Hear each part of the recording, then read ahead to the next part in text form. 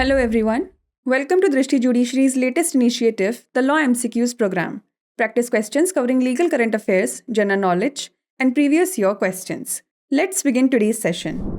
The first question is, according to section 82 of the IPC, what is the age below which a child is incapable of committing an offense?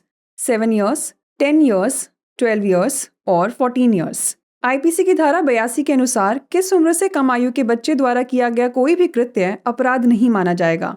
7 वर्ष, 10 वर्ष, 12 वर्ष या 14 वर्ष? The correct answer is option A 7 years.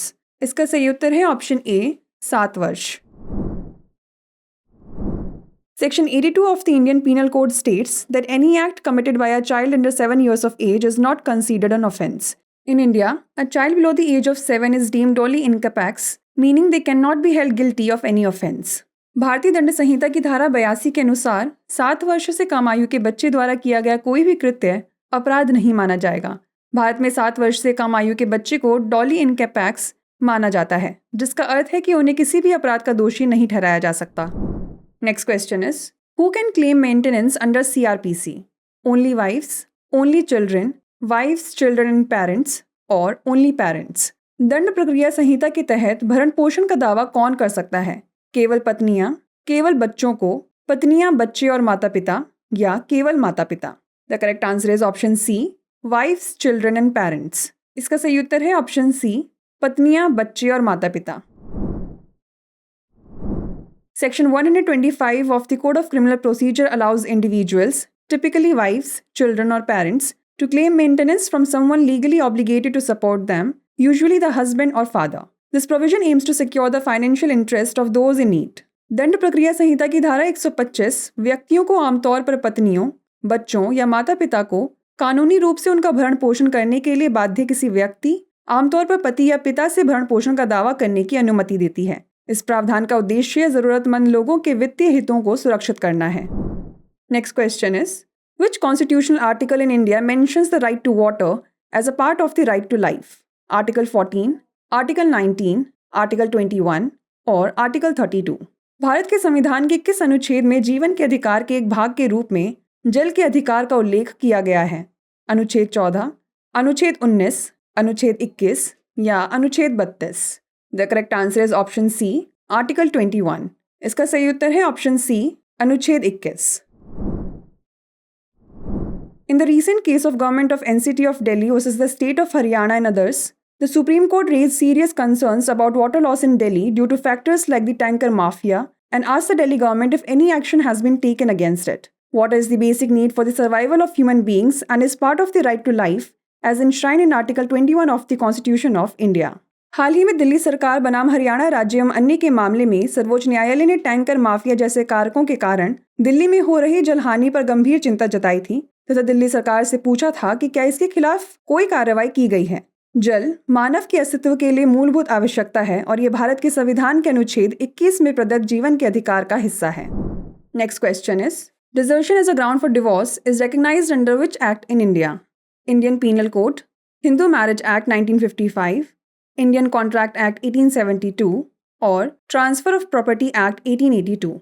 Bharat में किस अधिनियम के तहत तलाक के आधार के रूप में परित्याग को मान्यता दी गई है? भारतीय दंड संहिता, हिंदू विवाह अधिनियम 1955, भारतीय संविदा अधिनियम 1872 या संपत्ति हस्तांतरण अधिनियम 1882? The correct answer is option B, Hindu marriage act 1955. इसका सही उत्तर है ऑप्शन बी, हिंदू विवाह अधिनियम 1955. In a recent case of X versus Y, the Madhya Pradesh High Court granted divorce to a woman on the ground of desertion as the husband was convicted of murder and penalized with life imprisonment.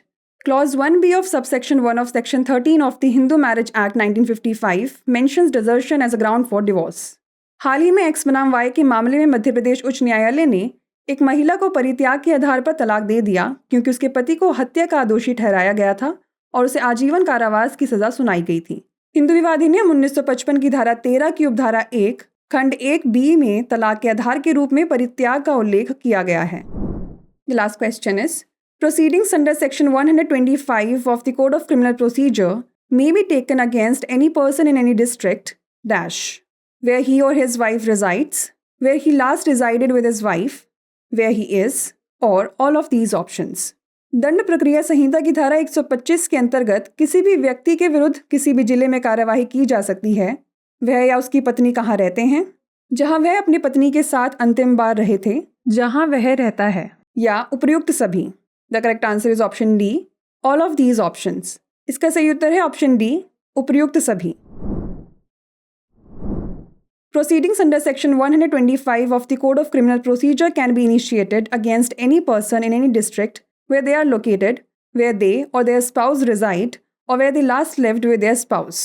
दंड प्रक्रिया संहिता की धारा 125 के अंतर्गत किसी भी व्यक्ति के विरुद्ध कार्यवाही किसी भी जिले में शुरू की जा सकती है जहां वह रहता है, या जहां वह या उसके पति पत्नी रहते हैं, या जहां वह अपने पति या पत्नी के साथ अंतिम बार रहते थे। Before we wrap up, here's a question for you. Under Section 35 of the POCSO Act, the special court shall complete the trial within a period of dash 1 year, 2 years, 6 months or 3 years. POCSO अधिनियम की धारा 35 के तहत विशेष अदालत dash की अवधि के भीतर मुकदमा पूरा करेगी।